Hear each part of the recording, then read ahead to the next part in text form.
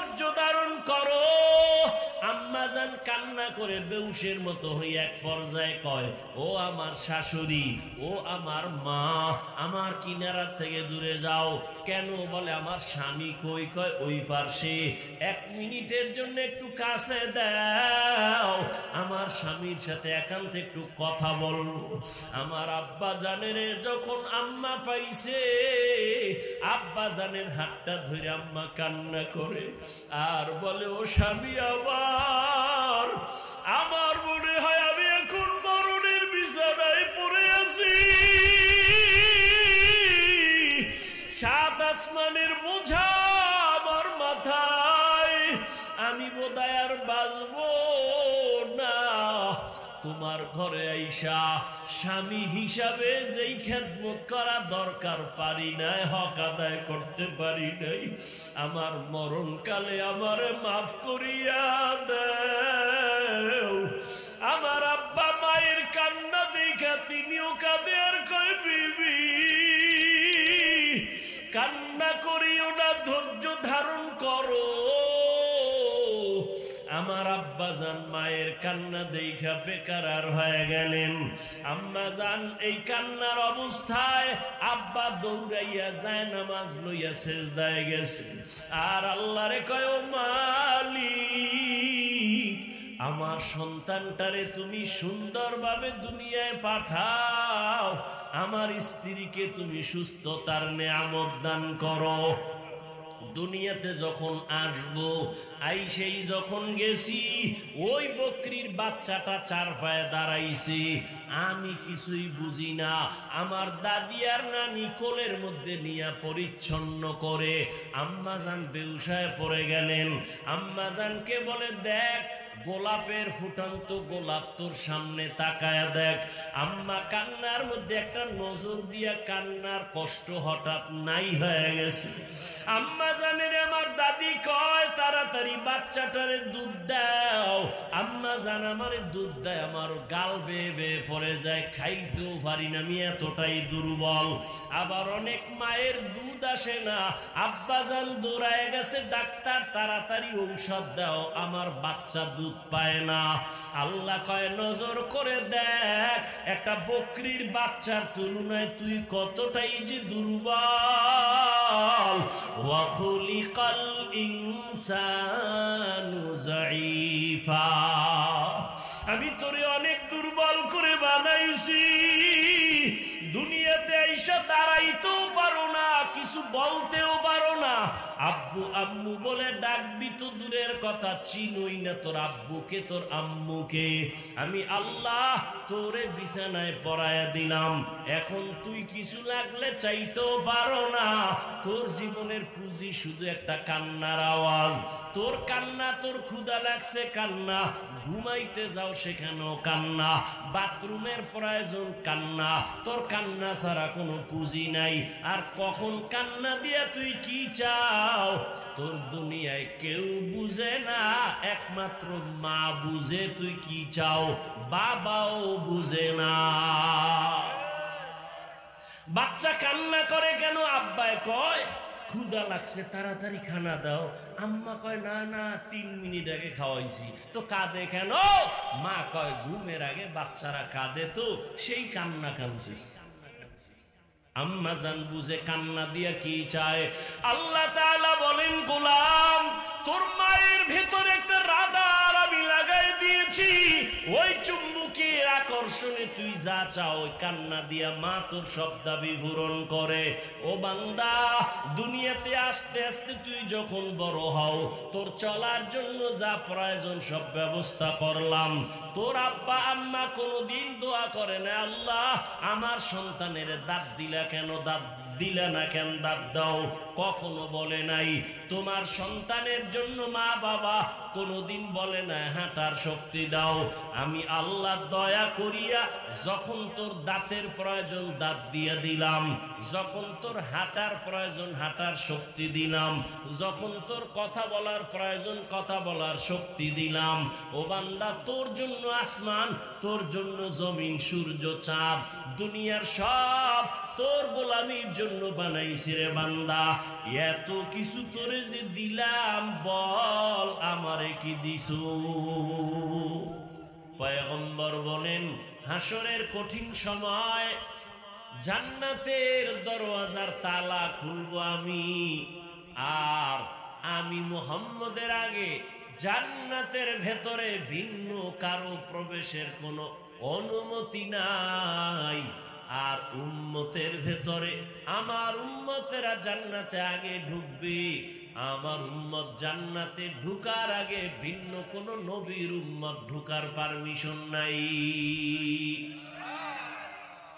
قال النبي صلى الله عليه وآله وسلم تفرقت بنو إسرائيل على 72 ملة وتفترق أمتي على 73 ملة كلهم في النار إلا ملة واحدة।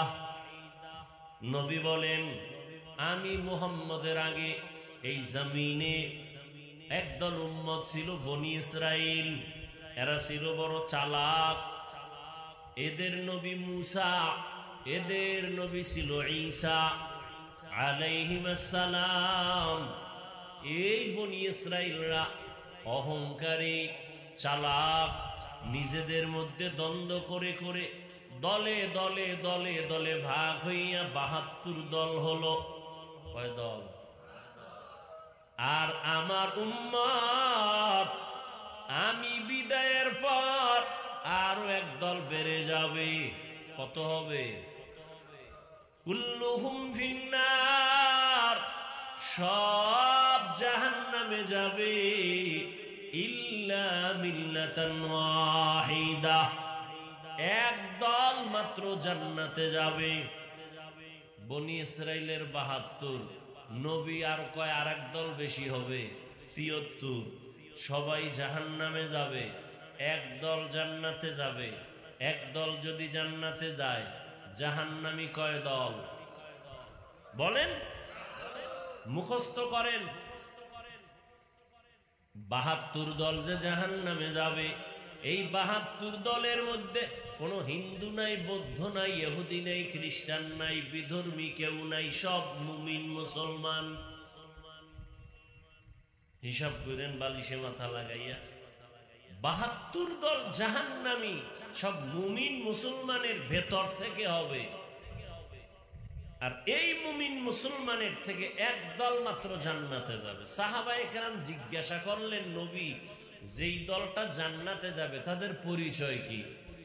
ক্বালু মান হিয়া ইয়া রাসূলুল্লাহ, ওয়া ফি রাওয়ায়াতিন ক্বালু মা হিয়া ইয়া রাসূলুল্লাহ, ওই দলের পরিচয়টা কি? ক্বালা, নবী বললেন, মা আনা আলাইহি ওয়া আসহাবি। এবার খেয়াল করেন নবী কি বলছেন। নবী বলছেন, যা। নবী যদি এমনটা বলতেন, আমি মুহাম্মদ যেই পথের উপরে আছি, আমি মুহাম্মদের এই পথটাকে যারা মানবে তারা জান্নাতে যাবে, ওই এক দল। নবী এতটুকু বললেও পারতেন, নবী এতটুকু বলেন নাই। নবী বলেন, শুনে নাও, আমি মুহাম্মদ যেই আদর্শের উপরে আছি, আর আমার কলিজার সাহাবা যেই আদর্শের উপরে আছে, আমি মুহাম্মদের আদর্শ আর আমার সাহাবায়ে কেরামের আদর্শ মেনে যারা চলবে তারা জান্নাতি। এখান থেকে কি বুঝছেন? কিছু বুঝছেননি? কি বুঝলেন? আমি মুহাম্মদরে মানি, কিন্তু সাহাবীদের মানি না। কি বুঝলেন? এইটা বুঝছেন না? নবী কি বলছেন? আমি মুহাম্মদকে মানবে এতটুক, না সাহাবাদেরকেও মানতে হবে? তো নবী তো এতটুকু বললেও হইতো, আমারে মানলে জান্নাত। নবী কেন বললেন? আমার আদর্শ আর আমার সাহাবাদের আদর্শ যারা মানবেন তারা জান্নাতি। এখান থেকে সবক নিয়ে বাড়ি যাবেন। যারা শুধু নবী মানি নবী মানি, সাহাবায়ে কেরামদের বিরোধিতা করবে ইশারা ইঙ্গিতে, এদের চিহ্নিত করে নাও এরা মুসলমান ঠিক, মুমিন ঠিক, তবে ৭২ দল জাহান্নামীদের অন্তর্ভুক্ত।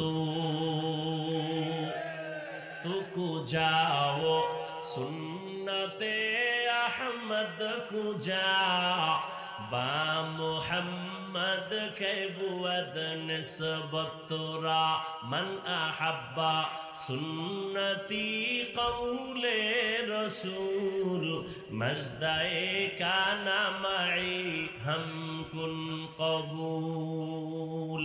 সাহাবায়ে কেরাম নবীর বড় দামি। নবী বলেন আলাইকুম বিসুন্নতি ওয়া সুন্নাতিল খুলাফাইর রাশিদিন আল মাহদিয়িন, আমার সুন্নাতটারে ধরে রাখ, আমার খোলাফায়ে রাশিদিনের সুন্নাতটারে ধরে রাখো। আমি নবীর তরিকাটারেও নবী বলেন সুন্নত, আমার সাহাবা খোলাফায়ে রাশিদিন আবু বকর, ওমর, ওসমান, আলী তাদের রাস্তাটাও হলো সুন্নত। একই শব্দ দিয়া বললেন আলাইকুম বিসুন্নতি ওয়া সুন্নাতিল খুলাফাইর রাশিদিন, আমার সাহাবাদের সুন্নাতটারও আঁকড়াইয়া ধরো। আর আমার সাহাবা কেমন? কয় রাশিদিন, তারা পথ প্রদর্শক। কেমন পথ প্রদর্শক? কয় মাহদিয়িন, রাশিদিন আল মাহদিয়িন, এরা হেদায়াত প্রাপ্ত পথ প্রদর্শক, এদের পথ দেখানে কোনো ভুল নেই। এরা জান্নাতি সাহাবী, জান্নাতি সাহাবী। দুনিয়াতে জিন্দা অবস্থায় সার্টিফিকেট দিয়েছেন কে? কয়জন সাহাবীকে দিয়েছেন জানেন তো? আল্লাহ বুঝার তৌফিক দান করেন।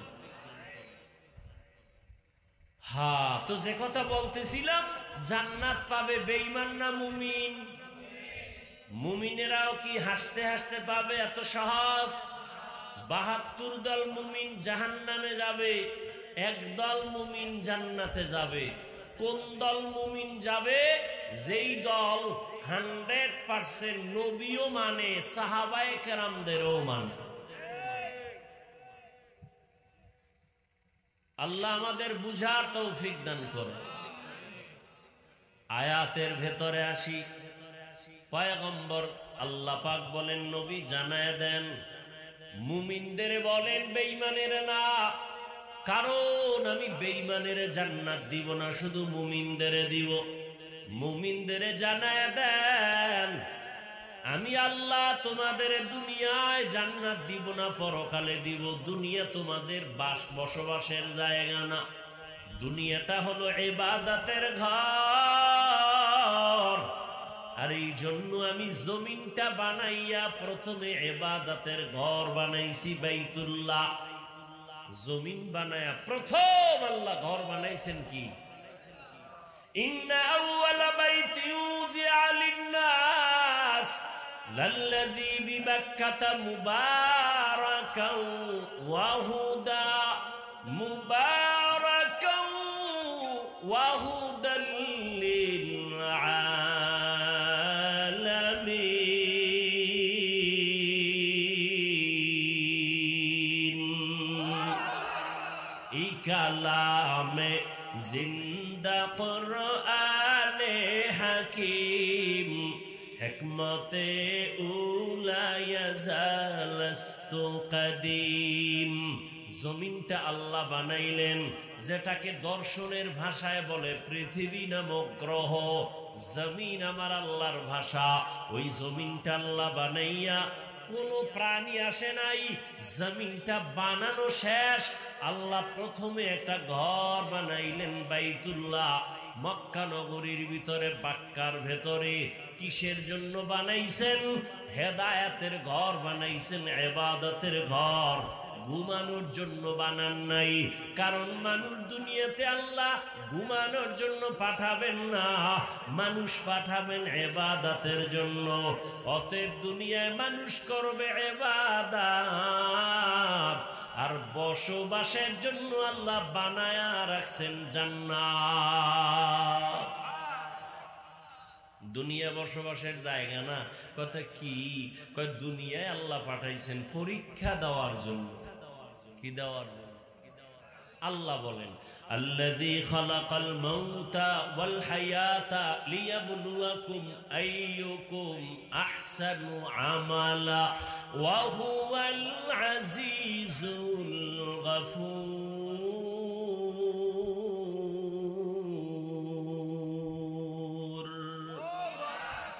আল্লাহ বলেন, আমি দুনিয়ায় পরীক্ষা দেওয়ার জন্য পাঠাইছি। কিসের পরীক্ষা আল্লাহ নিবেন? আল্লাহ বলেন, আমি আমলের পরীক্ষা নিব। কিসের পরীক্ষা? আমলের পরীক্ষা নিবেন। কি আমলের পরীক্ষা? আল্লাহ বলেন, দেখবে কে বেশি আমল করে। কয় না না না, বেশি আমল দেখবো না। তো আল্লাহ কি দেখবেন? বলে আহসানু আমালা, আমি দেখবো কার আমলটা ভালো, কার আমল বেশি, এটা দেখবেন না কার আমল ভালো। লোকটা আমল করছে কম কিন্তু আমলটা ভালো, বিনা হিসাবে যান না। লোকটা আমল করছে অনেক কিন্তু আমল ভালো না, সব আমলের মধ্যে হাসাদ ঢুকানো, কিবির ঢুকানো, প্রত্যেকটা আমলের মধ্যে রিয়া ঢুকানো। নামাজ পড়ে মানুষের জন্য, দান করে মানুষকে দেখাবার জন্য, যুদ্ধের ময়দানে যায় মানুষকে দেখাবার জন্য। কয়ে বান্দা জীবন দিয়েও জাহান্নাম, জীবন দেওয়ার পরেও কি? স্পষ্ট সহিহ হাদিস। আবু হুরায়রা রাদিয়াল্লাহু তাআলা আনহু বর্ণনা করেন, সাহাবায়ে কেরাম কেউ বললেন, আবু হুরায়রা, নবীজি আপনাকে অনেক মহব্বত করতেন আর আপনিও নবীর খুব আশেক ছিলেন। নবীর জীবনের একটা আশ্চর্য ধরনের ঘটনা আমাদের শুনান। যে জানতে চাইছে তাকে পাশে বসাইছেন, আর কেউ নেই, দুইজন, আবু হুরায়রা আর পাশে একজন সাহাবী। বলতেছেন, রহমতের নবী আমার, এমন একটা সময়, যে সময় নবী আর আমি আবু হুরায়রা ছাড়া কেউ নাই, একটা রুমের মধ্যে বসা, কেউ নাই, আমি আবু হুরায়রা আর আমার নবী। নবী আমাকে এই অবস্থায় একটা সুন্দর ঘটনা শুনাইছেন। কই একটা চিৎকার দিয়ে বেহুশ। হুশে আসার পরে বলে, বেহুশ হয়েছে কেন?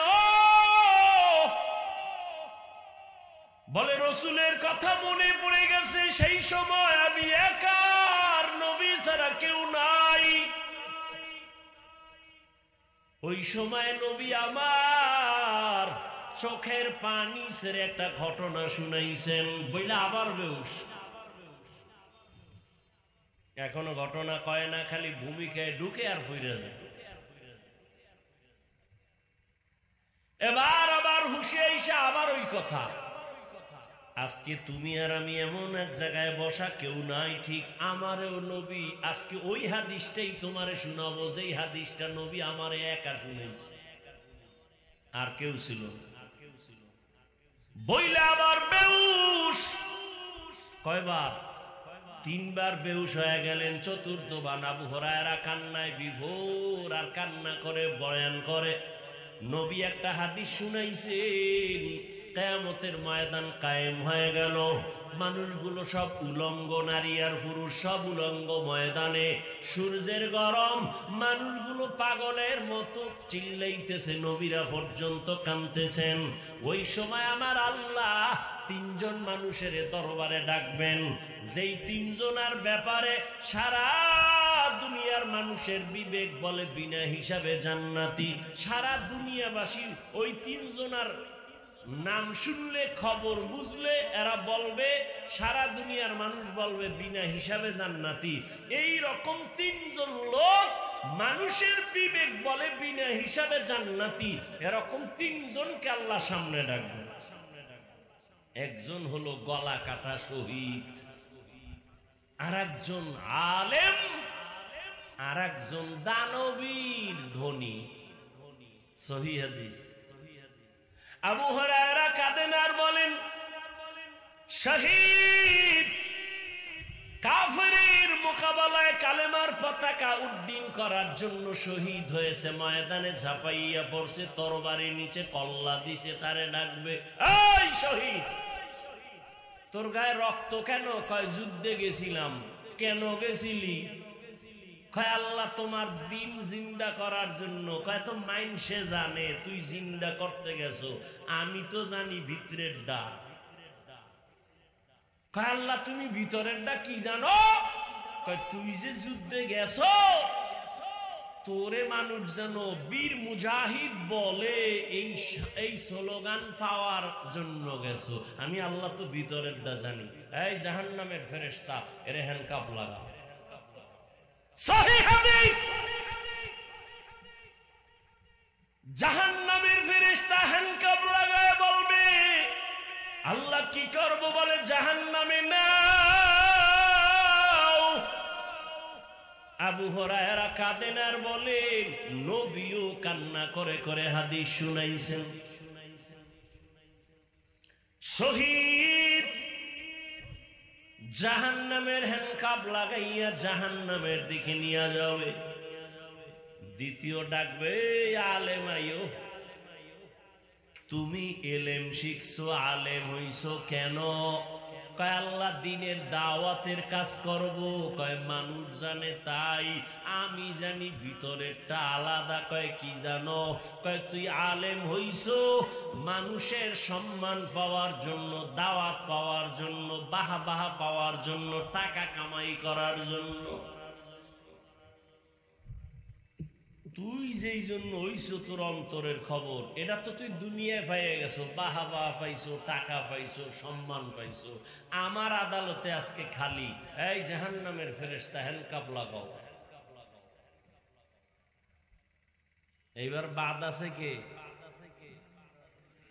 দানবীর। দানবীরের কেবে তোরে ফকিন্নি বানাই নেই, তোরে আমি আল্লাহ আস্তে আস্তে বড় বানায় টাকা দিছি, করছো কি? আল্লাহ তুমি জানো না মাদ্রাসা মসজিদ এই সেই কালবাট কত কিছু করছি? কেন করছো? কয় তোমার সন্তুষ্টির জন্য। তো মানুষ জানে এটা, কিন্তু আমি তো জানি ভিতরেরটা। তোর নাম পোস্টারে ছোট কইরা দিলে তুই দান করতি না, এটা তো আমি জানি। তোরে মাওলানা না কইলে মনে কষ্ট পাইতি, এটা তো আমি জানি। তোরে হাজী সাহেব না কইলে কষ্ট লাগতো,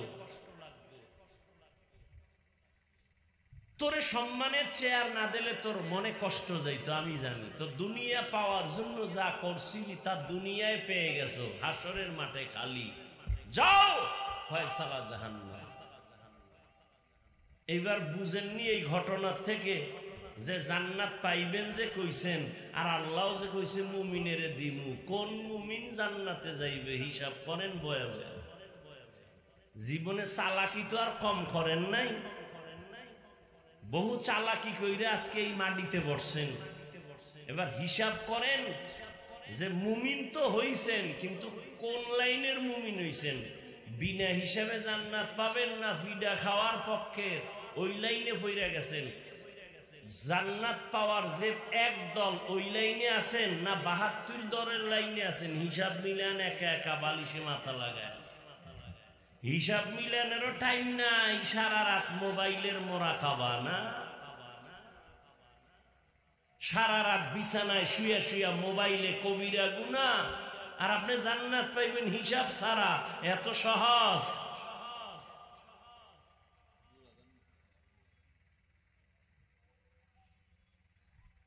আল্লাহ সবাইকে হেদায়েত দান করুন। এখানে আলাদা নামাজ হবে, আজান হবে, এরপরে আপনারা নামাজ পড়ে যাবেন, ঠিক আছে? আর না হয় আমি ছেড়ে দেই, দিব? তাহলে আজান যেখানে হয় হোক, এখানে আলাদা আজান হবে, নামাজ হবে। যেই আজান শুনে নামাজ পড়বেন ওই আজানের জবাব দেওয়া মাসআলা, অন্য আজানের জবাব দিতে হবে না। এখন 10 মসজিদে আজান দিবে, আপনি এখানে শুনবেন, 10টার জবাব দিবেন? কথা বলেন না কেন? মাসআলা ভালো করে মনে রাখবেন যে যেই আজানে নামাজ পড়বেন ওই আজানের জবাব দিবেন, 1 নাম্বার। 2, এখন মনে করেন এখানে আজান হচ্ছে কথার কথা, অথবা পাশের মসজিদে হচ্ছে, ওখানে আপনারা নামাজ পড়বেন, কিন্তু এখানে বয়ান চলতেছে কোরআন হাদিসের, সবাইকে জবাব দেওয়ার কোনো অনুমতি নেই। একজনে জবাব দিবে, সবার পক্ষ থেকে আদায় হয়ে যাবে। কথা বুঝেননি? না বুঝলে চুপ থাকবেন, আলাদা কোনো মন্তব্য করে শুধু শুধু গুনাহ মাথায় নিবেন না। যে বিষয় বুঝেন না, চুপ থাকা ভালো। অতএব আশেপাশে আজান হচ্ছে, ওগুলোর জবাব দেওয়া আমাদের দায়িত্ব না। এখানে যে নামাজ আপনারা পড়বেন, ওই নামাজের আলাদা আজান হবে, ওই আজানের জবাব দিব। ওলামায়ে কেরাম, আমার মাসালায় কোনো সমস্যা থাকলে বলেন। হ্যাঁ, পেঁচ লাগাইবেন না, খবরদার। বছরে 2-1 আসি, তাও কিন্তু বন্ধ হয়ে যাবে, সাবধান। কারণ উত্তরবঙ্গে আসি না, একসময় আসতাম, খুব কষ্ট করে আসছি, যার কোনো ভাষা নাই কষ্টের। আর পৃথিবীতে ওলামায়ে কেরামদের মতো কষ্ট কেউ করে না। যদি কেউ দাবি করে, তাজা মিথ্যাবাদী। ওলামায়ে কেরাম এই জাতিকে যা দিয়েছে পৃথিবীর কেউ দেয় নাই, সব চাপাবাজ আর স্বার্থপর। এই দুনিয়ায় আপনাদের চরম ও পরম কলিজার বন্ধু ওলামায়ে কেরাম ছাড়া কেউ নাই, সব ধান্দাবাজ। একমাত্র নিঃস্বার্থ পিওর বন্ধু ওলামায়ে কেরাম। আর এই ওলামায়ে কেরামের সাথে বেয়াদবি করলেই কপাল পুড়ে যায়। এই যত ভেজাল বাংলাদেশে, সব আলেমদের সাথে বেয়াদবির ফলাফল।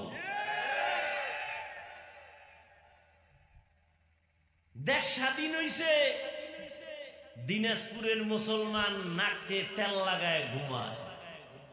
আমি ঢাকায় বলেছি, মুসলমানের সন্তান নাকে তেল লাগায় ঘুমাবে সেদিন উলামায়ে কেরাম কলিজা ভরে উম্মতের সামনে কোরআন সুন্নাহর বয়ান করবে, কোন বেনামাজি থেকে অনুমতি লাগবে না। যেদিন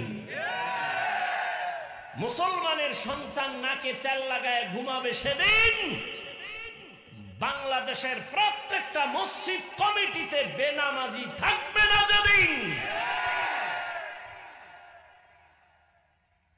আল্লাহ হেদায়েত দান করুন। শিয়ালের হাতে মুরগি দিয়া যদি কয় 3 দিন পরে আমানত ফিরাই নিমু, শিয়াল কয় দোয়াও চাই, মাফ চাই, মরাটাও হইতে না, জিন্দা তো পরের কথা। শিয়ালের হাতে মুরগি দিলে যা হবে, সুদখোর বেনামাজির হাতে ধর্মের চাবি দিলে তাই হবে।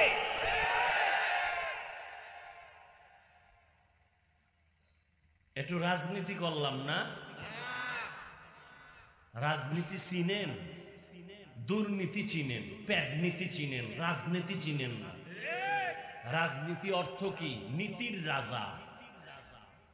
কেউর গলায় ছুরি মারা, এটা কি বড় নীতি? এটা নীতির রাজা না? এটা থার্ড ক্লাসের ফকিন্নিগিরি। চুরি করা, এটা নীতির রাজা। মদের বোতল লয়ে দৌড়ানো, এটা নীতির রাজা। রাজনীতির, পৃথিবীর শ্রেষ্ঠ রাজনীতির কিতাব কোরআন শরীফ। লিখে রাখো, লিখে রাখো। আর পৃথিবীর সফল রাজনীতির শিক্ষক আমার রাসূল। আর পৃথিবীর রাজনীতির শ্রেষ্ঠ পার্লামেন্ট মসজিদে নববী।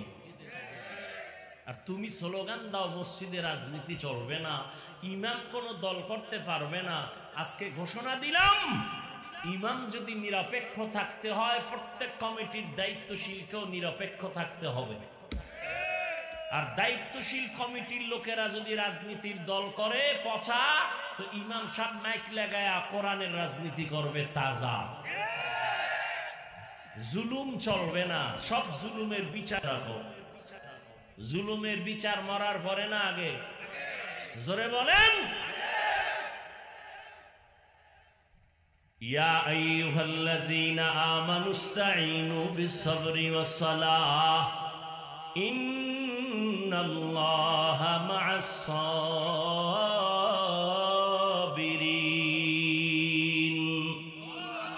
এতক্ষণ খালি ওই কথাটাই বুঝাইতে বুঝাইলে আমার টাইম শেষ। জান্নাত পাবে মুমিন, কোনো বেঈমান পাবে না। কোন মুমিন পাবে?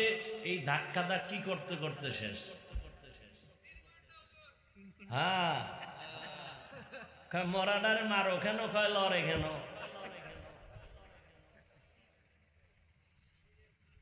আল্লাহ সবাইকে কবুল করে। আল্লাহ বলেন, নবী জানায় দেন, মুমিনদেরকে বলেন সাহায্য প্রার্থনা করো। বেঈমানেরে কেন বলেন নাই? জবাব এতক্ষণ দিলাম। দ্বিতীয় প্রশ্ন, সাহায্য লাগবে কেন? আল্লাহ কেন বললেন সাহায্য চাও? কেন বলেছেন? একমাত্র কারণ, ও মুমিন, জান্নাতের পথে যদি তুমি আগাইতে চাও, জান্নাতের পথটা বড় পিছলা। দ্বিতীয়, তুমি যে আগাইবা একা পারবা না, তুমি দুর্বল। কেমন দুর্বল? বলে তুমি সৃষ্টিগতভাবে দুর্বল। ওয়া খুলিকাল ইনসানু যায়ীফা।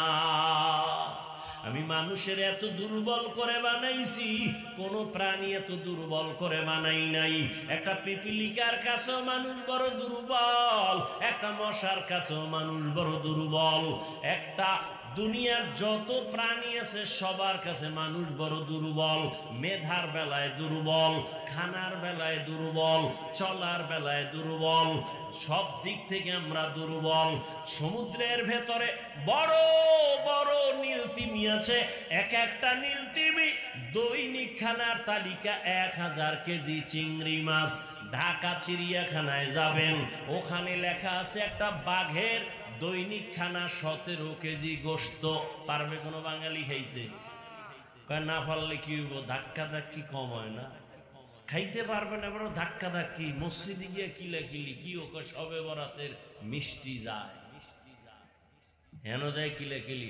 ডাক্তার কয় মিষ্টি খাওয়া হারাম, আর হে মসজিদে গেছে তবারও খাইব, আর হেনে যায় প্যাকেট একটা লই আর একটা টানাটানি করে এক কিলাকিলি। ভাইরা আমার, ভালো করে বুঝেন, মানুষ বড় দুর্বল। কোহে কাফ একটি পর্বতের নাম, ওখানে একটা প্রাণী বসবাস করতো, ইদানিং নাই। ওই প্রাণীর নাম সিমর্গ। ওই প্রাণীটার প্রতিদিনের খাদ্য তালিকায় লেখা আছে 40টা মোটা তাজা হাতি। কে খাওয়ায়? জবানে আইয়ে না, আসবে কিভাবে? মিথ্যা কথা দিয়া জবান না পাক, গীবত করে না পাক, গালি দিয়া না পাক, ওই জমানে আল্লাহ আশাটা তো একটু সময়ের দরকার। গর্তের পিপিলিকারে খানা কে দেন? কে দেন? জঙ্গলের প্রাণীর খানা কে দেন? নদীর মধ্যে হাজারো ধরনের মাছ, ওইগুলোর খানা কে দেন? উড়ন্ত পাখি সারাদিন উড়ে সন্ধ্যাবেলা পেট ভরে বাসায় আসে, বাচ্চার খানা নিয়ে কে খাওয়ায়? জঙ্গলের প্রাণীরা কি সকাল 9টায় আমগো বাজারে এসে নাস্তা খায় না? ওর খানা জায়গায় পৌঁছায় দেয়। কে দেয়? ওরা দামি না আমরা দামি? কথা বলেন। ওই পশু দামি না আমরা দামি? তা আল্লাহ যদি ওদের খানা জায়গায় পৌঁছাই দিতে পারে, আমরা মানুষ দামি হিসাবে তো আমগো খানা বালিশের কাছে দেওয়ার কথা ছিল, কিন্তু আমরা পাই না কেন? হয়তো জিব্বা কুত্তর থেকেও খারাপ হয়ে গেছে, পাগল হয়ে গেছে হারাম খাওয়ার জন্য। অথচ মানুষের কাছেও তো আল্লাহ রিজিক দিয়েছেন। ওই যে একটু আগে বলেছিলাম, বনি ইসরাইল, আল্লাহ পাক সন্ধ্যাবেলা বৃষ্টির মতো হালুয়া পাঠাইতেন, জমিনে বৃষ্টির মতো পড়ত, আর পাখির ভুনা গোশত, এক একটা আস্তা পাখি। মুসা নবীর আল্লাহ কয়, তোমার উম্মত বেশি চালাক, এরা যেন চালাকি করে খানা রাইখা না দেয়, যেদিন দিব ওদিন খাইয়া ফেলাইব, যদি রাখে চালাকি করলে আসমান থেকে পরের দিন খানা বন্ধ।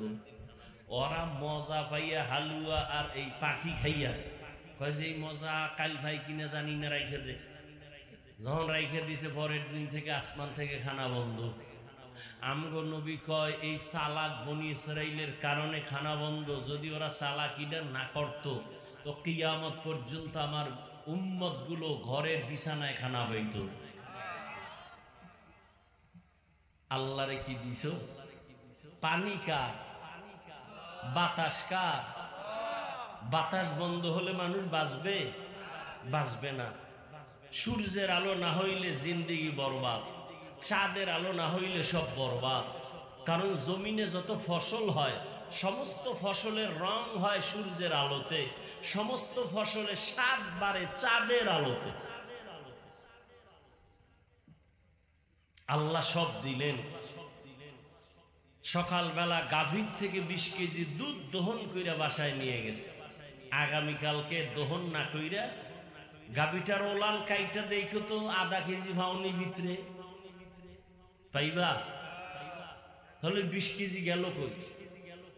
কাদের কুদরত দারি বরকামাল আন্তা রব্বি আন্তা হাসবি যুল জালাল। এই তোরে দুনিয়া ফাড়াই দিছি আমি, আল্লাহর দায়িত্ব শেষ? কয় না, আমি জানি তুই দুনিয়ায় গিয়া ভাত খাইতে পারবি না, পানি খাইতে পারবি না, সুজি খাইতে পারবি না। আমি আল্লাহ কুদরতের ফ্লাক্স বানায় তোর জন্য মায়ের বুকে খানার আয়োজন করেছি। দুনিয়াওয়ালারা ফ্লাক্স বানায়, কোম্পানি 24 ঘন্টার গ্যারান্টি দেয়, গরম দুধ, গরম পানি, গরম চা থাকবে, গরম হবে, ঠান্ডা হবে না। কিন্তু আমার মাওলা এমন এক ফ্লাক্স বানাইছে, ও বান্দা নজর করে দেখ, যদি আম্মাজান সুজি পাকায় বাচ্চার জন্য, সুজি পাকায়নি। আর ভাই বলেন না কেন? সুজি পাকাইতে নুন লাগেনি, চিনি লাগেনি, দুধ লাগেনি, আগুন লাগেনি। দেখবেন অনেক সময় নুন বেশি হয়, কম হয়, চিনি কম বেশি হয়, দুধ কম বেশি হয়, কোন সময় গরম বেশি, ফ্যানের বাতাসে ঠান্ডা করে, ঠান্ডা করিয়া 2-3 চামিচ বাচ্চারে দিয়া আবার রাইখা দেয়। 2 ঘন্টা যদি হয়ে যায় ওই সুজি আর মা বাচ্চারে খাওয়ায় না, ফালায় দেয়, নষ্ট হয়ে গেছে 2 ঘন্টার মধ্যে। আর আমার আল্লাহ কয় তাকায় দেখ, আমি এমন ফ্লাক্সের মধ্যে দুধ দিলাম তোর জন্য। ও বান্দা বেশি নুন না, বেশি মিষ্টিও না, বেশি ঠান্ডাও না, গরমও না, বেশি ঘনও না, পাতলাও না।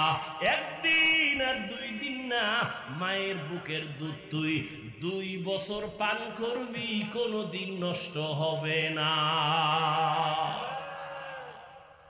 আমি আল্লাহ তোরে এত কিছু দিয়েছি, বল তুই আমারে কি দিয়েছ?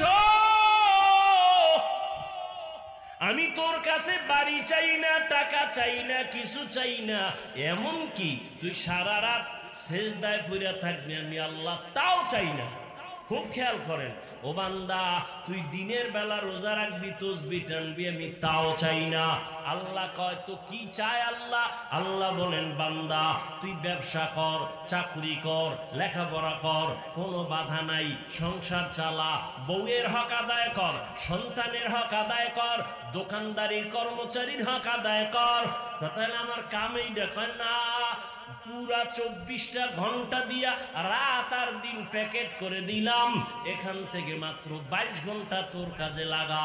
22 ঘন্টা তোর সংসারে, তোর লেখাপড়ায়, তোর চাকরিতে, ব্যবসায়। থাকলো কয় ঘন্টা? মাত্র 2 ঘন্টা। এটা তোর উপকারের জন্য আমি আল্লাহর কাছে বিলায় দিবি, তোর জন্য, আমার জন্য না, তোর উপকারের জন্য 2 ঘন্টা দিবি। কয় একসাথে বললে কষ্ট হবে তোর, এজন্য আমি আল্লাহ কত দয়ার মালিক, 2 ঘন্টা সময় চাইছি তাও একত্রে দেই নাই, ভাগ কইরা দিছি, যাতে করে তোর চাকরির সমস্যা না হয়, সংসারের সমস্যা না হয়, এমন ভাবে দিছি। কয় কেমনে? কয় ফজরের আজান যখন হবে 20 মিনিট সময় দিয়া 4 রাকাত নামাজ পড়, এরপরে তুই দোকানে যা, চাকরিতে চলে যা, ব্যবসা কর, লেখাপড়া কর। আবার যখন দুপুর হবে, পেটে তোর ক্ষুধা, আবার দোকান বন্ধ করে বাসায় যাইয়া গোসল কর, 2 মুঠো খানা খা, আর 10 রাকাত নামাজে আবার 20 মিনিট সময় দে। এরপরে আবার দোকানে যা, দোকানে যাইয়া দীর্ঘ 2-3 ঘন্টা দোকানদারি করলি, চাকরি করলি, আবার একটু তোর ক্ষুধা লাগছে, আসরের টাইমে হালকা ভাবে একটু রেস্ট নিয়া 20 মিনিট সময় আবার 4 রাকাত নামাজ পড়। আবার তুই দোকানে যা, মাগরিবের সময় আবার 5 রাকাত নামাজে 20 মিনিট সময় দে। আবার এশার সময় 9 রাকাত নামাজে 20 মিনিট সময় দিয়া এবার ঘরে যা, স্ত্রীর হক আদায় কর, সন্তানের হক আদায় কর।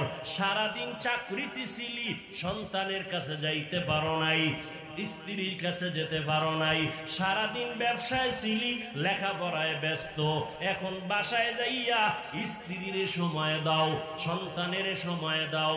কারণ বাবা সন্তান চায় বাবার একটু সোহবত, একটু সংস্রব। যেই বাবা সন্তানের সময় দেয় ওই সন্তানগুলো জ্ঞানী হয়, আর যেই বাবা সন্তানের সময় দেয় না ওই সন্তানগুলো তেমন জ্ঞানী হয় না। ও বান্দা, তোর 24টা ঘন্টার মধ্যে আমি 2 ঘন্টা চাইলাম, ফাঁকে ফাঁকে ভাগ কইরা দিলাম, যাতে করে তোর ব্যবসারও ক্ষতি না হয়, চাকরিরও ক্ষতি না হয়, সন্তানের হক আদায়ের ক্ষতি না হয়, ঘুমের ক্ষতি না হয়। এত কিছু লাইন ঠিক রাইখা 2 ঘন্টা 20 মিনিট কইরা চাইলাম, এটাও যদি দিতে না পারো, তোরে ভিডামু না কারে ভিডামু বল? তোর মতো নিমক হারামের আমি জাহান্নামে দিব না তো কাকে দিব? তুই কত বড় নিমক হারাম!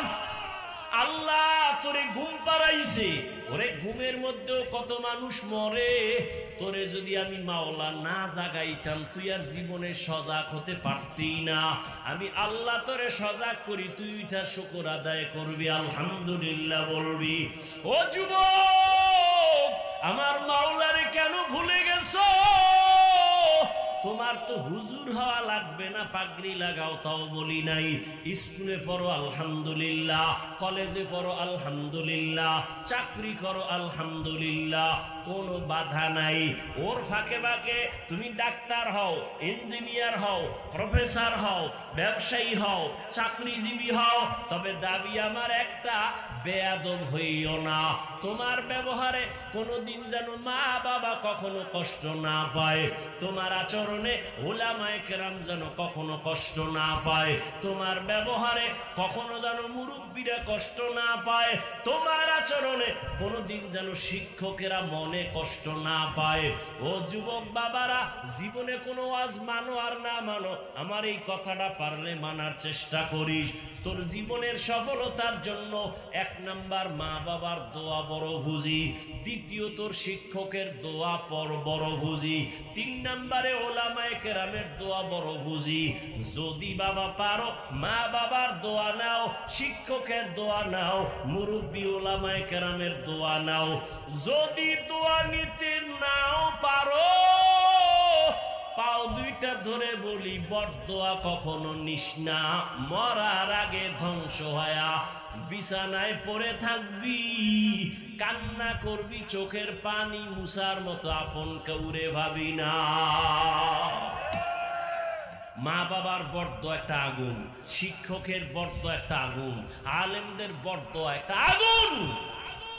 পারলে দোয়া নিস, না পারলে পাও দইরা বলছি বরদোয়াটা নিস না। অন্তত দোয়া নিতে না পারলেও দাবি আমার, বরদোয়া নিস না। মা বাবার বরদোয়া যদি কপালে আসে, চাক্কার তলে মাথা চলে যাবে, টেরি ভাবি, ঘুমের ঘরে পঙ্গু হয়ে যাবি। অনুরোধ করে বলছি, সব জায়গায় বেয়াদবি চলে না। শিক্ষকের বরদোয়া আগুন, কোনদিন বেয়াদবি করবি না।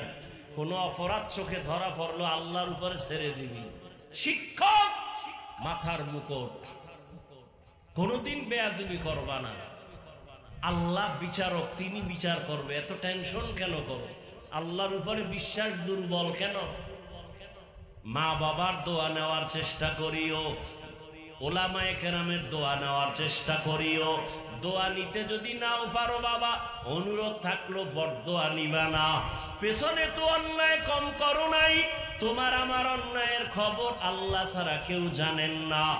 এখনো সময় আছে, তওবা করে নাও। ও যুবক, তোমার মতো যুবক জীবনে মাদ্রাসায় পড়ে নাই, স্কুল কলেজে পড়ে, জেনারেল লাইনে থাকিয়া 5 ওয়াক্ত নামাজ পড়ে সত্য কথা বলো, আছে না নাই? তুমি কেন পারো না রে বাবা? নিজেরে জিগাও না। তোমার মতো যুবক রাস্তায় গাড়ি চালায়, নামাজ ছাড়ে না, বলো তুমি কেন পারো না? তোমার মতো যুবক আজকে তাকায় দেখো ময়দানে কৃষি কাজ করে, নদীতে মাছ ধরে, নামাজ ছাড়ে না, বলো তুমি কেন পারো না? তোমার মতো যুবক র্যাব, আর্মি, পুলিশ, বিডিআরের চাকরি করে, ব্যবসা করে, এক বেলার নামাজও বাদ দেয় না, বলো বাবা তুমি কেন নামাজ পড়তে পারো না? ও বৃদ্ধ বাবাজি, আপনার মতো কত বুড়া মানুষ মসজিদে গিয়া নামাজ আদায় করে, বলেন আপনি কেন পারেন না? ও পর্দার আড়ালের আম্মা জান, ও মা, ও বোনেরা, আপনাদের কপাল কত ভালো। দুনিয়ার সব নেতা, সব পণ্ডিতেরা নারীদের উপরে জুলুম করছে, একমাত্র আমার নবী, আমার আল্লাহ নবীর মাধ্যমে ইসলামে নারীর সম্মান অনেক বাড়াইছে, আর কেউ বাড়াতে পারে নাই। যারা নারীর সম্মান বাড়াবো বাড়াবো চিৎকার দেয়, এরা সব নারীর উপরে জুলুম করেছে। তুমি নারীর সম্মান বাড়াবা কি? আল্লাহ প্রত্যেকটা লাইনে বাড়ায় দিছে, তোমার বাড়ানোর কোনো রাস্তাই নেই। তুমি চালাকি করলে নারীর সম্মান হবে না, নারীর হবে অপমান। এরে আম্মা জানেরা, আপনারা নবীদের মায়ের মতো দামি মা, আপনারা সাহাবায়ে কেরামদের মায়ের মতো মা, আপনারা খাদিজা রাদিয়াল্লাহু তাআলা আনহার মতো নারী, ফাতেমা রাদিয়াল্লাহু তাআলা আনহার মতো নারী, আয়েশা রাদিয়াল্লাহু আনহার মতো নারী, আপনারা ইসমাঈল নবীর মা হাজেরা আলাইহা সালামের মতো দামি নারী, আপনারা ঈসা নবীর মা মারিয়াম আলাইহা সালামের মতো দামি নারী। ওই জগৎ বিখ্যাত বেঈমান ফেরাউন আল্লাহর সাথে চ্যালেঞ্জ করিয়া নিজের খোদা দাবি করলো। ওই ফেরাউনের স্ত্রীর নাম কি? আসিয়া। আসিয়া ফেরাউনের ঘরে থাইকা আমার মাওলার মোহব্বত নিয়ে চলে গেল। রহমতের নবী বলেন কিয়ামতের ময়দানে জান্নাতে আসিয়ার সাথে আমার সাথে বিবাহের বন্ধন হয়ে যাবে। ও আম্মা জান, আপনার স্বামী তো ফেরাউনের মতো খারাপ না, আপনি চাইলেই তো পারতেন, আপনি নিজে নামাজ পড়িয়া দোয়া করতে। স্বামীরে যদি বলতেন, স্বামী বাবার ঘর ছাইরা তোমার ঘরে আসি, না খাইয়া কষ্ট করতে রাজি, তবে হারাম খাবো না। তুমি জীবনে যত ব্যবসা করো, চাকরি করো, হালাল টাকা ছাড়া আমার ঘরে হারাম টাকা ঢুকাবা না। আম্মা জান, আপনারা যদি স্বামীকে এই কথা বলতেন, কোন ঘরে স্বামী হারাম ঢুকাইতে পারত না। হারাম খাইয়া সন্তানের রক্ত কেন নাপাক করো রে বাবা? তোমার সন্তানের রক্ত তো পিওর, ওই সন্তানের রক্ত কেন হারাম টাকার কামাই দিয়া নাপাক করো? তোমার কি লজ্জা করে না? ঘরের মায়ের রক্ত পাক, তুমি কেন হারাম টাকার কামাই ঢুকাইয়া মায়ের রক্ত খাওয়াইয়া নাপাক করতেছো রে বাবা? আল্লাহর কাছে কি নিয়ে জবাব দিবারে যুবক? ও বৃদ্ধ বাবাজিরা, এখনো তওবা করো। আম্মা জানেরা, দুনিয়ার থেকে তো চলে যেতেই হবে, তবে একটা নেককার আদর্শবান সন্তান রেখে যান, যেই সন্তান ডাক্তার হইয়াও মানুষের দোয়া নিয়ে চলবে, কোরআন পড়িয়া পড়িয়া আপনার জন্য দোয়া করবে, ইঞ্জিনিয়ার হইয়াও মানুষের দোয়া নিয়া কোরআন পড়ে আপনাদের জন্য দোয়া করবে।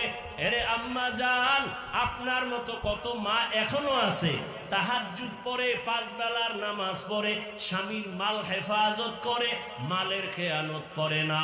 ও পর্দার আড়ালের বোনেরা, কত বোন পর্দা করে, মোবাইলে সময় নষ্ট করে না, নামাজ ছাড়ে না, আপনারা কেন পারবেন না?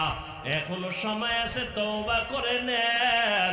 মনে মনে আমার আল্লাহকে বলেন, আল্লাহ জীবনে তো গুনাহ কম করি নাই, আমার গুনার খবর আমার মা বাবা আপনজন কেউ জানে না। ও আল্লাহ, আপনি জানার পরেও রাগ করে পানি বন্ধ করেন নাই, খানা বন্ধ করেন নাই, সম্মানের চেয়ার থেকে ফেলে দেন নাই। আজকে তওবা করতেছি, জীবনে আর নামাজ ছাড়বো না, আর দাড়ি কাটবো না, বেপরদায় চলবো না, মা বাবারে কষ্ট দিব না, ওলামায়ে কেরামের বিরুদ্ধে যাব না, নবীজির তরিকা মেনে 5 বেলার নামাজ পড়ব, শিক্ষক মুরব্বী সহ সবার দোয়া নিয়ে চলবো। জানি না কার কপাল খুলবে আর কার কপালটা পুড়ে যাবে। কত আল্লাহর বান্দা বয়ান শুনিয়া বাইরে গিয়া বিরোধিতায় লিপ্ত হবে, কপাল আরো খারাপ হবে। আর কিছু আল্লাহর গোলাম গুনার কথা স্মরণ করে চোখের পানি ছেড়ে কান্না করে বলবে, আল্লাহ জীবনে তো কম গুনাহ করি নাই, আজকে থেকে তওবা করে ফেললাম। ও মালিক, তুমি আমার পেছনের গুনাহ মাফ করো। আজকে থেকে নামাজ ছাড়বো না, দাড়ি কাটবো না, বেপরদায় চলবো না, মা বাবার দোয়া নিয়ে চলবো, মুরব্বীদের দোয়া নিয়ে চলবো, ওলামায়ে কেরামের পরামর্শ নিয়ে নবীর তরিকা মেনে চলবো। জানি না কার অন্তর তৈরি হয়ে গেল তওবার জন্য। যাদের অন্তর তৈরি হয়ে আছে, গলায় ছুরি আসলেও নামাজ ছাড়বো না, আর গুনার কাছেও যাবেন না, এমন পাক্কা তওবার নিয়ত যাদের আছে, তাদেরকে আমি অনুরোধ করে বলবো, আল্লাহর মোহাব্বতে তওবার নিয়তে দুটো হাত আমার আল্লাহকে দেখায় দেন। আয় আল্লাহ, হাতগুলো কবুল করে নেন। আয় আল্লাহ, আমাদের তওবা কবুল করে নেন। তওবার উপরে মজবুত হইয়া চলার মতো তৌফিক দান করেন, আমিন। আলহামদুলিল্লাহি রাব্বিল আলামিন, والصلاة والسلام على سيد الأنبياء والمرسلين وعلى آله وأصحابه أجمعين يا أرحم الراحمين يا أرحم الراحمين يا أرحم الراحمين رب ارحمهما كما ربياني صغيرا اللهم إنك عفو كريم تحب العفو فاعف عنا اللهم إنا نسألك رضاك والجنة ونعوذ بك من سخطك والنار اللهم إنا نعوذ بك من البرص والجنون والجذام وسيء الأسقام ও দয়ার মালিক, কুদরতের নজর দিয়া তাকায় দেখেন আমার কলিজার কত আপনার গোলাম, ওলামায়ে কেরাম, মুরব্বী, হাজী সাহেব, কত ব্যবসায়ী, চাকুরিজীবী, আয় আল্লাহ কত মা বোনেরা হাত তুলেছেন, আমার যুবক ছাত্র ভাইরা আপনার দরওয়াজায় হাত তুলেছেন। রে আল্লাহ, আমরা সবাই গুনাহগার, তওবার নিয়তে হাত তুলেছি, আর গুনাহ করব না রে আল্লাহ। গুনাহ নিয়ে কবরে যেতে চাই না,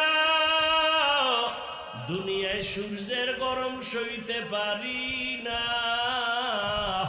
জাহান্নামের আগুন কেমনে সহ্য করব রে আল্লাহ।